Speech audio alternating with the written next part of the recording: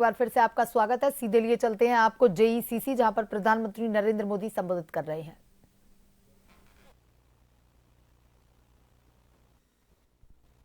और बहुत ही समर्थ युवा शक्ति भी है। यानी रोड से लेकर रेलवे तक, हॉस्पिटैलिटी से हैंडीक्राफ्ट तक, फार्म से लेकर फोर्ट तक राजस्थान के पास बहुत कुछ है। राजस्थान का ये राज्य को इन्वेस्टमेंट के लिए बहुत ही एट्रैक्टिव डेस्टिनेशन बनाता है। राजस्थान की एक और विशेषता है, राजस्थान में सीखने का गुण है, अपना सामर्थ्य बढ़ाने का गुण है। और इसलिए तो अब यहां रेतीले धोरों में भी पेड़ फलों से लद रहे हैं। जैतून और जैट्रोपा की खेती का काम बढ़ रहा है। जयपुर की ब्लू पॉटरी, प्रतापगढ़ की थेवा ज्वेलरी और भीलवाड़ा का टेक्सटाइल इनोवेशन, इनकी अलग ही शान है। मकराना के मार्बल और कोटा डोरिया की पूरी दुनिया में पहचान है। नागौर के पान बेसी की खुशबू भी निराली है। और आज की बीजेपी सरकार हर जिले के सामर्थ्य को पहचानते हुए काम कर रही है। साथियों, आप भी जानते हैं, भारत के खनिज भंडार का बहुत बड़ा हिस्सा राजस्थान में है। यहां zinc, lead, copper, marble, limestone, granite, potash जैसे अनेक मिनरल्स के भंडार है। ये आत्मनिर्भर भारत की मजबूत नींव है। राजस्थान भारत की एनर्जी है।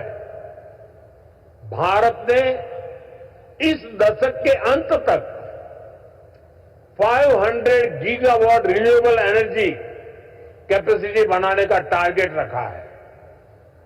इसमें भी राजस्थान बहुत बड़ी भूमिका निभा रहा है। भारत के सबसे बड़े सोलर पार्क में से अनेक पार्क यहां पर बन रहे हैं। साथियों, राजस्थान दिल्ली और मुंबई जैसे इकोनॉमी के दो बड़े सेंटर्स को जोड़ता है। राजस्थान महाराष्ट्र और गुजरात के पोर्ट्स को नॉर्दर्न इंडिया से जोड़ता है।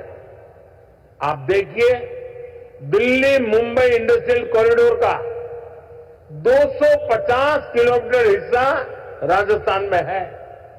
इससे राजस्थान के अलवर, भरतपुर, दौसा, सवाई माधोपुर, टोंक, बूंदी और कोटा ऐसे जिलों को बहुत फायदा होगा। डेडिकेटेड फ्रेट कॉरिडोर जैसे आधुनिक रेल नेटवर्क का 300 किलोमीटर हिस्सा राजस्थान में है। ये कॉरिडोर जयपुर, अजमेर, सीकर, नागौर और अलवर जिलों से होकर गुजरता है। कनेक्टिविटी के इतने बड़े प्रोजेक्ट का सेंटर होने के कारण राजस्थान निवेश के लिए बेहतरीन डेस्टिनेशन है। खासतौर पर ड्राई पोर्ट्स और लॉजिस्टिक्स सेक्टर के लिए तो यहां अपार संभावनाएं हैं। हम यहां मल्टी मॉडल लॉजिस्टिक्स पार्क का विकास कर रहे हैं। यहां लगभग 2 दर्जन सेक्टर स्पेसिफिक इंडस्ट्रियल पार्क बनाए जा रहे हैं। 2 एयर कार्गो कॉम्प्लेक्स का निर्माण भी हुआ है। इससे राजस्थान में इंडस्ट्री लगाना आसान होगा, इंडस्ट्रियल कनेक्टिविटी और बेहतर होगी। साथियों, भारत के समृद्ध फ्यूचर में हम टूरिज्म का बहुत बड़ा पोटेंशियल देख रहे हैं। भारत में nature, culture, adventure, conference, destination wedding और हेरिटेज टूरिज्म सबके लिए असीम संभावनाएं हैं। राजस्थान भारत के टूरिज्म मैप का प्रमुख केंद्र है। यहां इतिहास भी है, धरोहरें भी है, विशाल मरुभूमि और सुंदर जिले भी हैं। यहां के गीत, संगीत, खान-पान, उसके लिए तो जितना कहे उतना कम है। टूर, ट्रैवल और हॉस्पिटैलिटी सेक्टर को जो चाहिए वो सब राजस्थान में है। राजस्थान दुनिया के उन चुनिंदा स्थानों में से एक है जहां लोग शादी ब्याह, जीवन के पलों को यादगार बनाने के लिए राजस्थान आना चाहते हैं। राजस्थान में वाइल्ड लाइफ टूरिज्म का भी बहुत अधिक स्कोप है। रणथंभौर हो, सरिस्का हो, मुकुंदरा हिल्स हो, केवला देव हो, ऐसे अनेक स्थान हैं जो वाइल्ड लाइफ को पसंद करने वालों के लिए स्वर्ग है। मुझे खुशी है कि राजस्थान सरकार का अपने टूरिस्ट डेस्टिनेशंस, हेरिटेज सेंटर्स को बेहतर कनेक्टिविटी से जोड़ रही है। भारत सरकार ने लगभग अलग अलग थीम सर्किट से जुड़ी योजनाएं भी शुरू की है। 2014 से 2014 के बीच 10 साल में भारत में 5 करोड़ के आसपास विदेशी टूरिस्ट आए थे, जबकि 2014 से 2024 के बीच भारत में 7 करोड़ से ज्यादा विदेशी टूरिस्ट आए हैं। और आप ध्यान दीजिए, इन 10 वर्षों में पूरी दुनिया के 3-4 साल तो कोरोना से लड़ने में निकल गए थे। कोरोना काल में टूरिज्म ठप पड़ा था। इसके बावजूद भारत में आने वाले टूरिस्ट की संख्या इतनी ज्यादा बढ़ी है।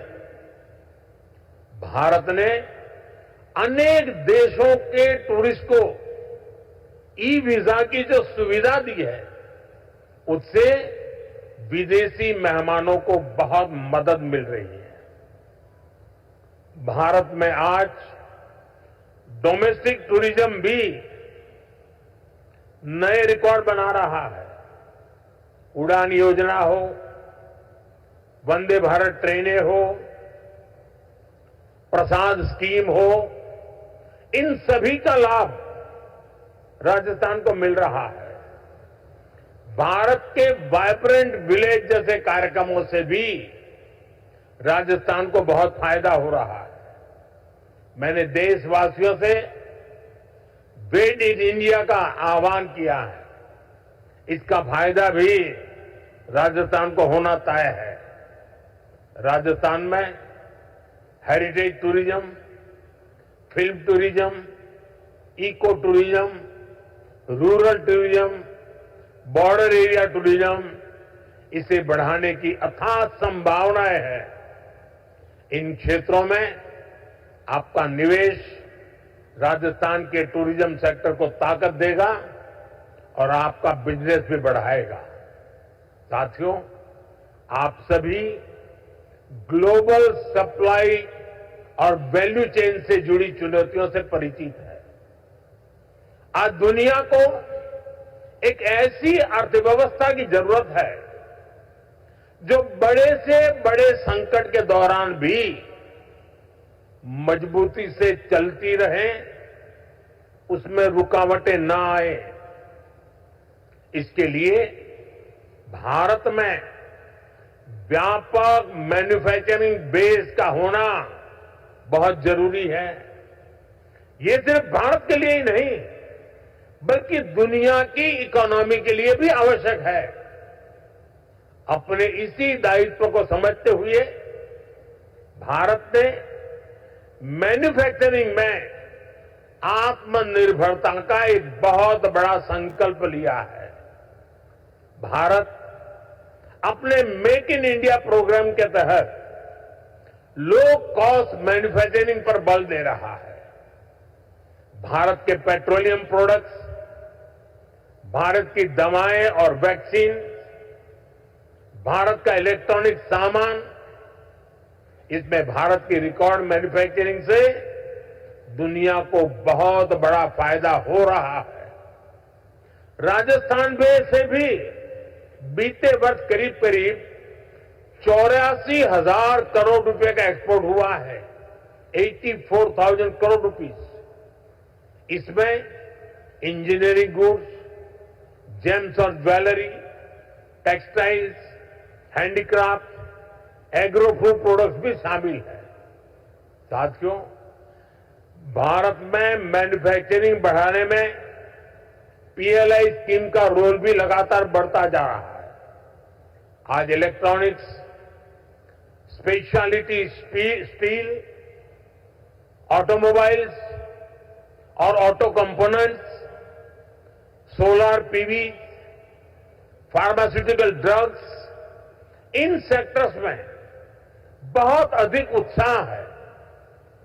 पीएलआई स्कीम के कारण करीब 1.25 लाख करोड़ रुपए का इन्वेस्टमेंट आया है। करीब 11 लाख करोड़ रुपए के प्रोजेक्ट बने हैं और एक्सपोर्ट में 4 लाख करोड़ रुपए की बढ़ोतरी हुई है। लाखों युवाओं को नए रोजगार भी मिले हैं। यहां राजस्थान में भी ऑटोमेटिव और ऑटो कंपोनेंट इंडस्ट्री का अच्छा बेस तैयार हो चुका है। यहां इलेक्ट्रिक व्हीकल मैन्युफैक्चरिंग के लिए बहुत संभावनाएं हैं। इलेक्ट्रॉनिक्स मैन्युफैक्चरिंग के लिए भी जो जरूरी इंफ्रास्ट्रक्चर की जरूरत है वो भी राजस्थान में उपलब्ध है। मैं सभी निवेशकों से आग्रह करूंगा, इन्वेस्टर से आग्रह करूंगा, राजस्थान के मैन्युफैक्चरिंग पोटेंशियल को भी जरूर एक्सप्लोर करें।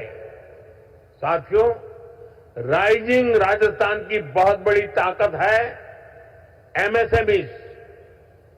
एमएसएमईज के मामले में राजस्थान भारत के टॉप 5 राज्यों में से एक है।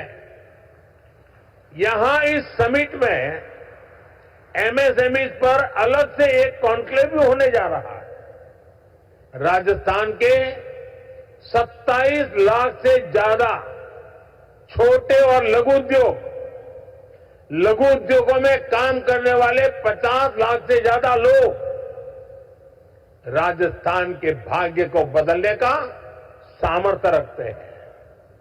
मुझे खुशी है कि राजस्थान में नई सरकार बनते ही कुछ ही समय में नई एमएसएमई पॉलिसी लेकर आ गई। भारत सरकार भी अपनी नीतियों और निर्णयों से एमएसएमई को लगातार मजबूत कर रही है। भारत के एमएसएमई सिर्फ भारत ही नहीं बल्कि ग्लोबल सप्लाई और वैल्यू चेन को सशक्त करने में बड़ी भूमिका निभा रहे हैं। हमने कोरोना के दौरान देखा, जब दुनिया में फार्मा से जुड़ी सप्लाई चेन क्राइसिस में आ गई तो भारत के फार्मा सेक्टर ने दुनिया की मदद की। ये इसलिए संभव हुआ क्योंकि भारत का फार्मा सेक्टर बहुत मजबूत है। ऐसे ही हमें भारत को बाकी प्रोडक्ट्स की मैन्युफैक्चरिंग का बहुत स्ट्रांग बेस बनाना है और इसमें हमारे एमएसएमईज का बड़ा रोल होने जा रहा है। साथियों, हमारी सरकार ने एमएसएमईज की परिभाषा बदली है ताकि उन्हें ग्रोथ के और अधिक अवसर मिल सके। केंद्र सरकार ने करीब 5 करोड़ एमएसएमईज को फॉर्मल इकोनॉमी से जोड़ा है। इससे इन उद्योगों के लिए एक्सेस टू क्रेडिट आसान हुआ है। हमने एक क्रेडिट गारंटी लिंक्स स्कीम भी चलाई है। इसके तहत छोटे उद्योगों को करीब 7 लाख करोड़ रुपए की मदद दी गई है। बीते दशक में एमएसएमईज के लिए क्रेडिट फ्लो 2 गुना से अधिक बढ़ चुका है। साल 2014 में जहां ये करीब 10 लाख करोड़ रुपए होता था, आज ये 22 लाख करोड़ रुपए से ऊपर जा चुका है। इसका राजस्थान भी बहुत बड़ा लाभार्थी रहा है। एमएसएमईज की ये बढ़ती ताकत राजस्थान के विकास को एक नई ऊंचाई पर ले जाएगी। साथियों, हम आत्मनिर्भर भारत के नए सफर पर चल चुके हैं।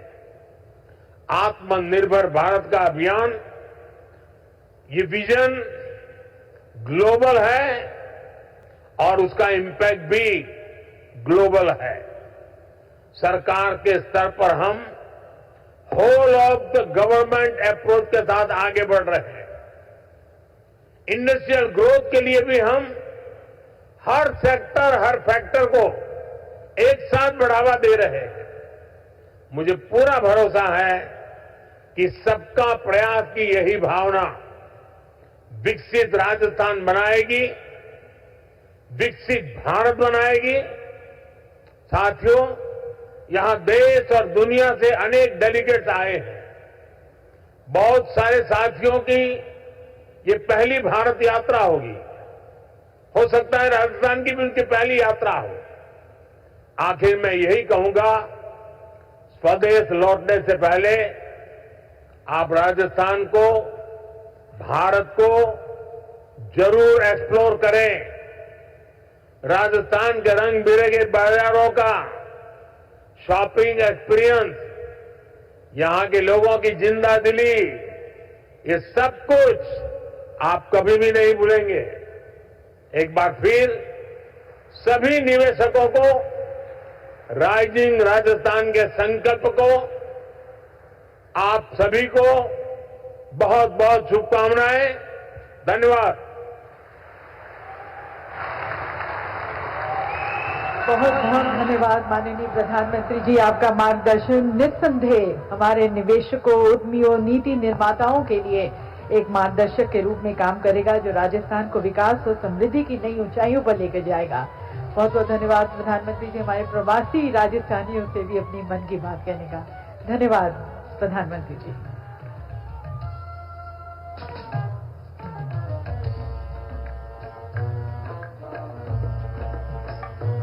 Ladies and gentlemen, requesting you all to remain at your respective seats and wait for the next announcement from my end.